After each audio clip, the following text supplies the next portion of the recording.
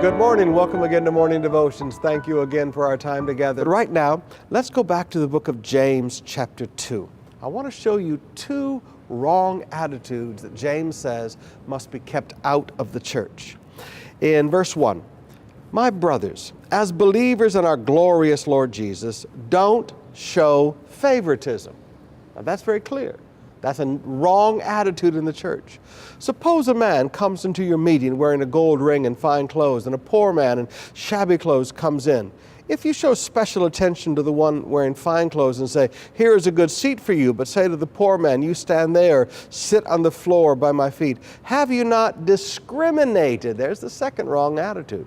Have you not discriminated among yourselves and become judges with evil thoughts? Verse 9, but if you show favoritism, you sin and are convicted by the law as lawbreakers. Now, two things that must never show in a church: favoritism and discrimination.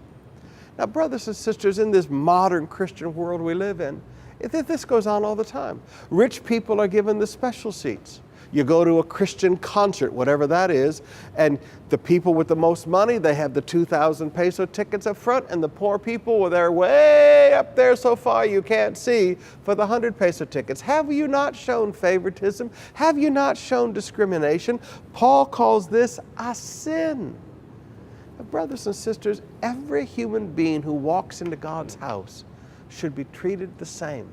Whether they come from Aroma or whether they come from Forbes Park, every human being is the same.